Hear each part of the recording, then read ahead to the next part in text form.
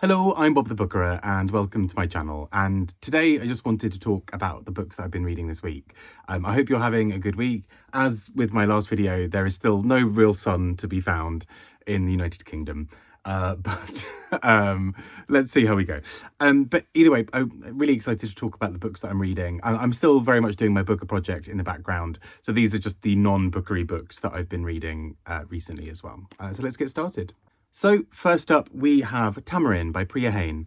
And I really loved her book before this, Riambel, which was set in the town of Riambel and was a discussion of Mauritian life through a set of characters, and particularly looking at the effects of things like colonialism and other aspects on Mauritius and everything else. And I thought the book was really, really beautifully done. And I very much sort of love Tamarin in the same way. So Tamarin takes a slightly different type of story, but in many ways still ties in with some of the same themes. It is a book that largely is about family relationships, but without spoiling anything, there is an incident that is teased and sort of is there very present from the beginning of the book, but that impacts everything else. We focus a lot on the character of Anita, and she in many ways floats through the book with this layer of melancholy or something feeling not quite right. She's trying to get close to people and then doesn't really feel like she's able to, or, you know, she sees someone who she thinks she's maybe found a friend in, and then he wants more and is very pushy about parts of that. There are just all these little things that happen to her where her life just feels slightly off kilter. But then what I think the book does really interestingly on top of that is a discussion around the effects of colonialism on Mauritius and particularly on the people in the book. And so what we see are various characters around her who in many ways seem non-threatening or seem friendly in some way, and something sinister creeps in, whether intentionally or not. There is some kind of element to which her life as a woman especially, and a woman in Mauritius, is treated as if she is a plaything, or she is treated in a certain way. And so the characters around her often sometimes intentionally, sometimes unintentionally, respond to her in really odd ways. And the book then takes on there's this sort of melancholy and almost bitter tone to aspects of this book. I don't think that takes away from the reading experience at all, but there's just a rhythm that is sort of interwoven in so many parts of this book that I think really details a lot around colonialism, and even, for example, specifically focusing in on the ways that the characters are able to move through the world. And it's quite a difficult thing to pinpoint at times, but there's something really beautiful, I think, about the way that the book takes this idea of a malaise generally of feeling, and the subtle ways, I guess, that her life is, she's at the whims of other people in her life. Everybody else's decisions mean more. But at the same time, this book has all these really beautiful, vivid descriptions of things. And there's a real sense of this book engaging with Mauritius as a place and as a context, and for things, and as its historical context and all of these other things. So Mauritius is a character in a very real way in the book, but through often the ways that its history still lives on in the place. So the book is about identity and belonging and so many other things. I'm not selling it well at all, but it is a really beautiful book, I think. And I found it really gripping to stay with this character of Anita and find out that the various things that were happening in this character's life, and all the things around her as well. Next up, a book that is very, very different in almost every way. Mother Naked by Glen James Brown. And this is a book that is delivered as an almost breathless story from a narrator to the congregants in Durham Cathedral. And it's set in the 1400s. It is taken from very real historical records in Durham Cathedral, where various people were paid to do certain tasks, sometimes to entertain. And there is a record for somebody called Mother Naked, who is the lowest paid amongst all of them in the history of these records. And so the book, in many ways, is an imaginative retelling of that, and an attempt to understand what might have happened. And so we meet Mother Naked, who is this odd figure who is essentially telling a story to everybody in attendance. And it's full of the whole book is written in a sort of 1400s dialect, I guess, or kind of way of speaking. And as a result, it's a really odd book because you are constantly reading something that's just slightly unusual, knowing that this is a modern book. The sort of weirdness of reading a book in that sort of tone and in that style. But then the book goes on with this very freewheeling story that at first appears to be a sort of jester figure. Mother Naked appears to be someone very funny and outrageous, and we're being told stories of various people getting up to mischief and doing all these sorts of things and occasionally showing various body parts and all these sorts of things. But then as the book goes along, it just keeps on morphing and keeps on taking on new angles. And what we start to see is that there is a deeper, darker story going on about the Fell Wraith, I think it is. And the this figure of the Fell Wraith is something that people in local communities are terrified of. And so we start to get a sense that maybe the reason that Mother Naked was so poorly paid is because she's telling us that Mother Naked is, as a character, is telling a story that nobody wants to hear. As in, it's scary and maybe people are less inclined to give money to that.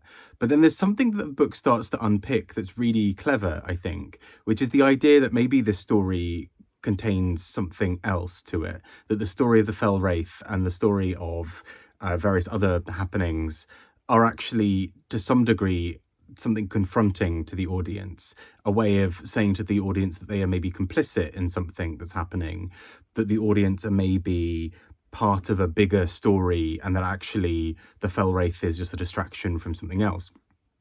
All of which starts to tease this idea that actually maybe Mother Naked is providing a story that people don't want for several reasons.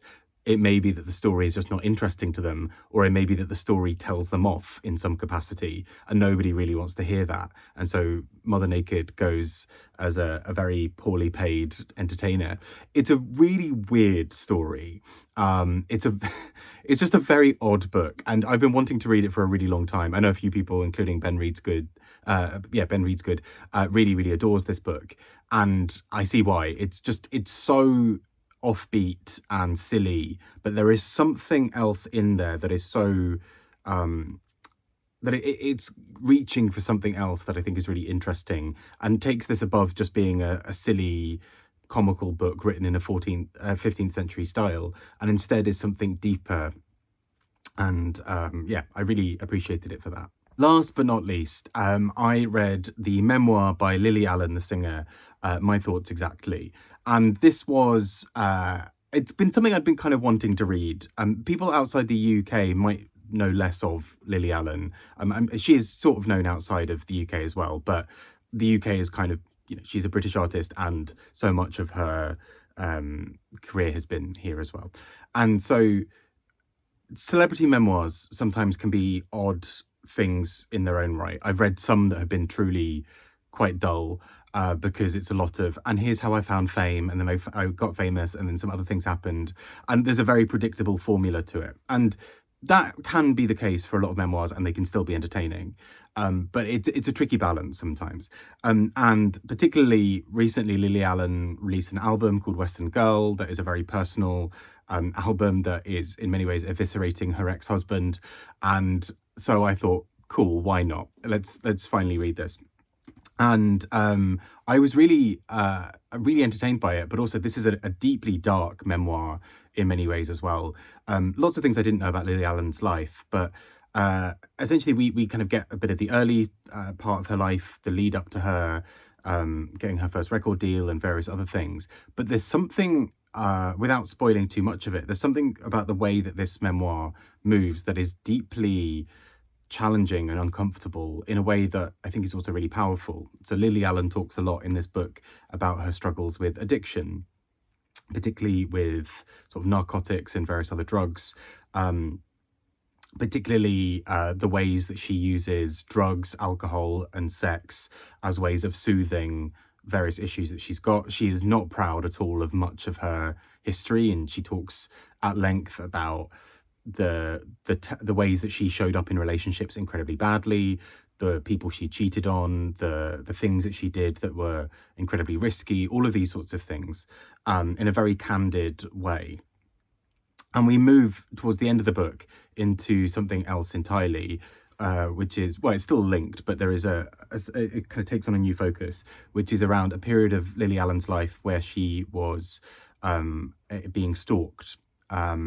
And the book then moves into a really detailed discussion about what it feels like to be on the receiving end of a stalker, and then her attempts to go through the legal system to address this.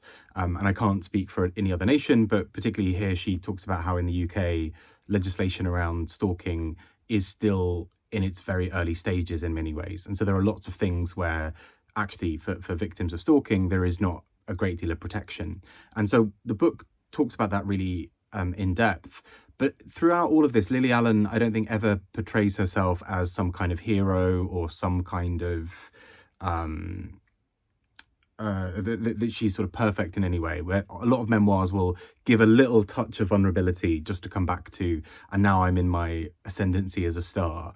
This book, if anything, is Lily Allen talking at length about how awful she has been in many parts of her life. And I found it really fascinating to just a book that is so focused on unburdening herself of the terrible decisions she's made or the ways that she's hurt people. And in some ways this book feels like a confession, but I think there's something very touching about the way it's done, that she's not asking you to feel sorry for her. She's not asking you to come away from this and feel a certain way. She sort of just wants to apologize and to be heard.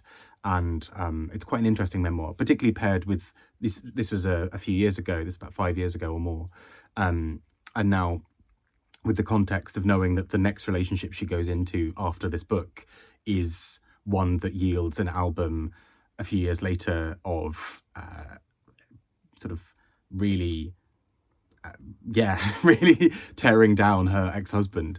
And so this is really fascinating for several reasons. But yeah, I really enjoyed it. Again, I don't know how interesting this might be if you are not necessarily that familiar with Lily Allen or with the most recent album, West End Girl. But I thought there was an interesting context that this album provides that felt like this memoir provides, that goes alongside her music really interestingly.